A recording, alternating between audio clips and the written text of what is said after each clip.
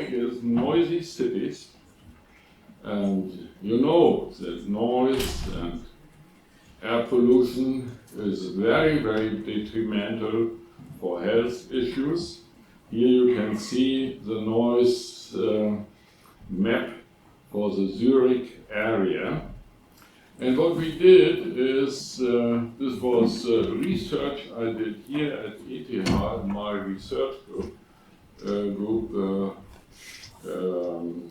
by grant of the SNF and the German Science Foundation, DFG. Our group studied these environmental issues by survey data and by geo-referenced data. And in those days it was quite new, this approach, particularly in sociology. And what we did is we compared 4 European cities in Germany and Switzerland. We had 7,450 respondents in Zurich, Bern, Mainz, Hanover. It was a qualitatively high sample because it was a random sample from registered data, not these online access samples which are used very often and which, so to say, quick and dirty sample research. So we tried to get high quality data. You can see here the 4 cities, and then these pictures from an older project where we studied the whole country, Switzerland, and there are the respondents. In those days I conducted at ETH the Swiss Environmental Survey 2007, and we combined it with the noise data on a micro level, on a small grid.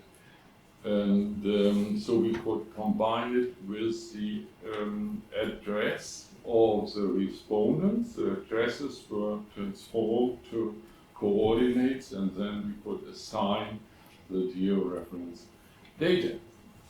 And in our new project, this was done here for Zurich. I take Zurich as an example. Same was for Hanover, Mainz, and so on. And you can see here for the Zurich districts or Kreise, for income, just as an example, for income, proportion migrants, population, proportion of green areas, so environmental goods, not only environmental beds, road traffic noise, in decibel, air traffic noise, air pollution, and so on. And the common environmental justice hypothesis is that there is a negative correlation between income and environmental burden, of course. Everybody thinks that, but it is not always true. And we can also here infer from these aggregate data, if you look in the inner districts, for example, the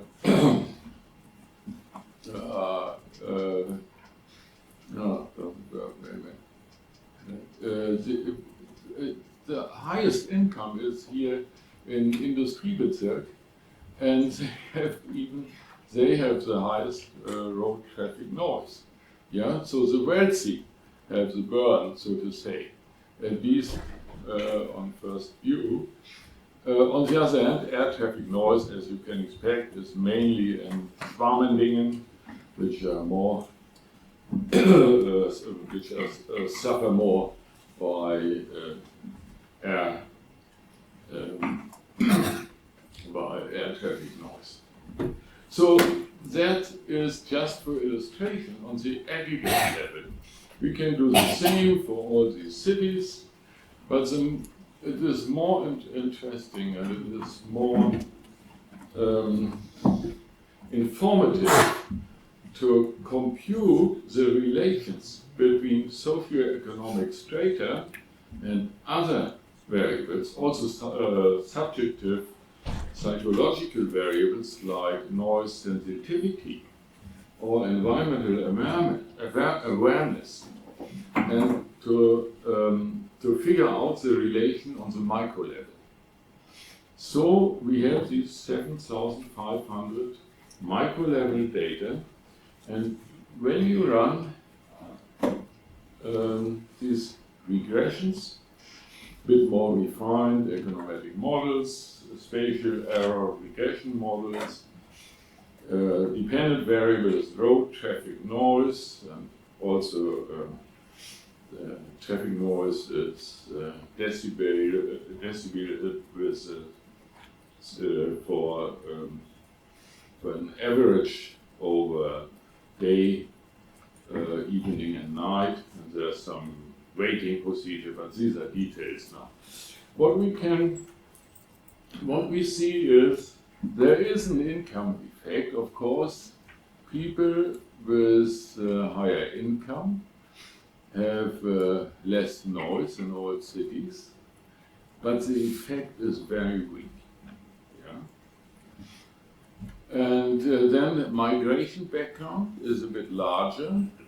Yeah? This is 1 to 2 decibel larger for people with migration background in Bern, Zurich, and so on.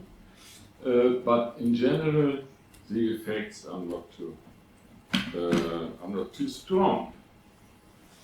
If we depict it this way, this so-called social gradient of road traffic noise, the social gradient, is for income. It is not very strong, and also for migration. Migration, this is just a translation of the table estimates to this graph. There is an interesting study by colleagues from France, and they compared Marseille and Paris. In Marseille, we have this conventional idea that the poor have a higher burden of environmental pollution. That's true because the geography of Marseille, where the poor people live in the area of the harbor. In Paris, it's the other way around. At least in past was the other way around. Why? Because rich people prefer the inner city. Yeah, they have their flats, apartments, and so on, preference in the inner city, but the inner city is more noisy. So the wealthy, it appears that the wealthy suffer more from environmental pollution. We, our study from several years ago covered whole Switzerland, and just to have the relation here, the income effect, if you compare the income effect for cities and countryside, income effect is then very low, migration effect is a bit larger, and the city-country effect for nitrogen oxide, for particulate matters, Feinstaub, particulate matters, and noise. And you can see the difference between these columns. So it is city to country, it's 121 times larger than the income effect. So that's, yeah, that is much more strong. Okay, maybe that this applies to Switzerland and to some European cities. I don't want to generalize it to developing countries. That might be very different. Air traffic noise in Zurich and Mainz, also interesting. And we see that we have to go in details. Yeah? The conventional wisdoms are not to, if I go to conferences with, say, environmental sociologists. They say, yeah, it's all clear, the richer people have better the environmental situation and so on, but it's not always so clear. But in Zurich, rich people suffer less by air traffic. That's very clear, yeah. Schwammending is the part who suffers most. And also migration suffers more from air traffic. In Mainz, there's no difference. Mainz is concerned by the Frankfurt airport, yeah, and parts of Mainz, and there's no income and migration effect in Mainz. By the way, compare air traffic noise and road traffic noise. Here we have noise in decibel, so to say. It's not really the physical decibel, but it's not the sound pressure. There is some psychological component in this A, nevertheless. Cum grano salis, this is the physical dimension, and this is the subjective dimension, annoyance. And you can see that this is much stronger for aircraft during night, aircraft day, and compared to road traffic. So 65 decibel has the same annoyance level as 40 decibel for aircraft traffic during the night. Yeah? So this harms much more. It's also very important. Decibel is not decibel. Now, I want to go behind the facade. The point is, why is there no difference between, or small difference between wealthy people and say middle class or lower income people concerning the environmental burden? There is one reason. The measurement of the geo-referenced data is at the facade of the building. Yeah? It's outside the building. If we have these noise models for the city of Zurich, and we have the coordinates, say for the address, yeah, Remy Straße, number X, Y, and then we have the measurement, say at ETH, at the facade, but not inside. And the thing is that it happens very well, or it's very important. Where do people live inside the building? Yeah? If you live here outside, you have the full environmental burden. But if you are in the quiet courtyard or in a penthouse, yeah, it's much more quiet than outside. But in statistics, they get the same noise value. Yeah. So objective noise value. And it's important to distinguish this. And we looked behind the facade and asked for, we called it the environmental shielding hypothesis, that people can shield against noise, the outside noise. They have the preference to go in the city, in Paris for example, but they have the resources to protect against the noise, either by the location of their apartment or by other means. They have larger apartment sizes, so they can make better arrangements for their sleeping rooms. And you can see, of course, apartment size is correlated with income.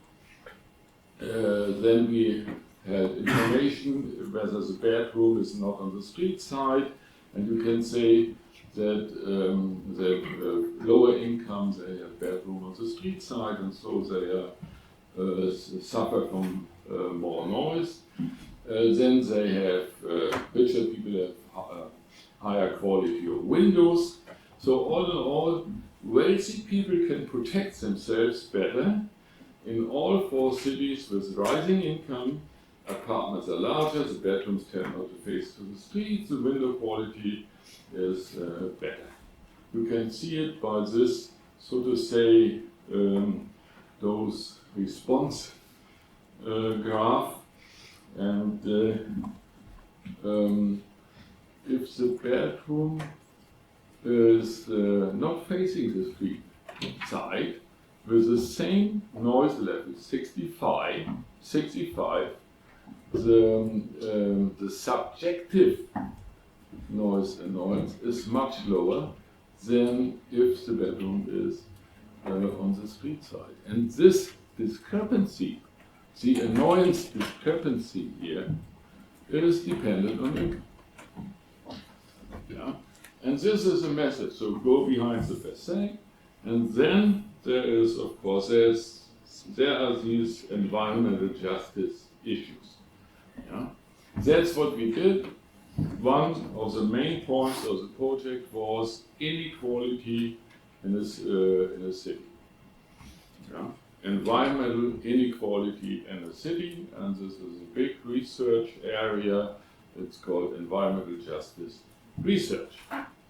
However, there are also the middle class and wealthier people are also victims of noise, we all to some degree, and in general we found that in Bern there's recommendations by the World Health Organization. There's a threshold of 53 decibel, and Bern is 37% by our calculations, 37% above of the population is above the threshold. In Mainz 38%, in Zurich 47%, in Hanover 54%. And you know, there's the health consequences, just some of noise, sleep disorders, blood pressure, cardiovascular diseases, and with air pollution, particulate matter, lung diseases, asthma, and so forth.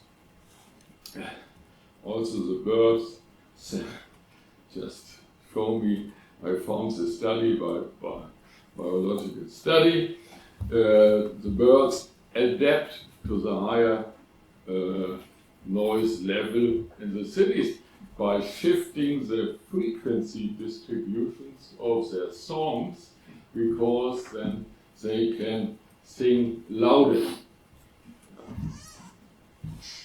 So, to sum up this part, social gradient is relatively flat. Many sociologists would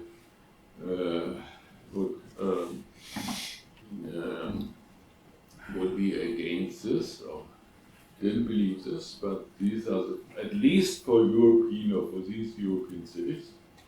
But the noise exposure of the whole population is high. Ulrich Beck cast a famous phrase, smog is relatively democratic, but we can say only at least at the facade of the building, and also there not always. However, wealthy people have more resources to protect against noise. Evidence supports the environmental shielding hypothesis. We need, and this is so to say the diagnosis,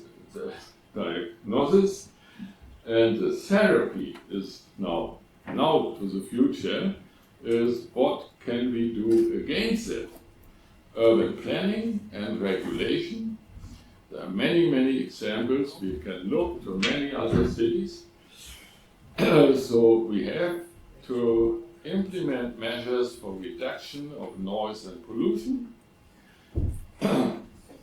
There is, as you all know, the climate change transformation and policy of mitigation and adaptation. And by the way, I suppose you all know that we are still living in the fossil era. Yeah, 70 to 80% in European countries and all over the world are still fossil energy. It's not only the electric power system. And Switzerland is one of the European countries with the highest per capita carbon dioxide emissions. Yeah? It is always said in official statistics, oh, Switzerland, wonderful, 4 tons, yeah, below the world average. However, if we correct for import of goods, yeah, import minus export, Swiss people in average have emissions of 30.7 tons. And this is one of the largest values in Europe. So Switzerland should do a lot more about CO2 greenhouse gas reduction. But this goes hand in hand, or this might go hand in hand with the embedment of the cities. And now to the future. Just one slide. So if we do much more on CO2 reduction, this is accompanied by most measures by less noise and less pollution. These are, so to say, collateral gains in the city. So, for example, just some measures, there are many. City speed limit, 30 kilometers in the inner city, that's the model now in Paris. Expand quiet public transport, that's what is done in Zurich. Zurich is a model city in this respect. Then bike city, yeah, bikes, and in Zurich, e-bikes, like Copenhagen is a model, urban planning, and quiet pedestrian quarters. A very good example is Barcelona, the pioneering project in Barcelona. And if cars should enter the city, that should be e-cars, or at least we should encourage that, or have regulations that e-cars are in the city. And if there are subsidies for e-cars, which are necessary, I think, they should apply to cheaper e-cars, maybe up to 25,000 francs or euros. And then there is the possibility of noise management. There are sensors in the city. There is crowd sensing with smartphones. This is just to gather data, and that's, I skipped this, I recently was in Barcelona. I had a look on these new reforms there, and but what we need is also data for city planning, and that's our new project financed by the Deutsche Forschungsgemeinschaft. It's a panel project, German longitudinal environmental study. We are 5 PIs from 3 universities. We need new reliable data for cities and countryside, and we apply this in Germany. We need this in a longitudinal perspective. The whole project is scheduled for 12 years until 2035, and we have 20,000 respondents.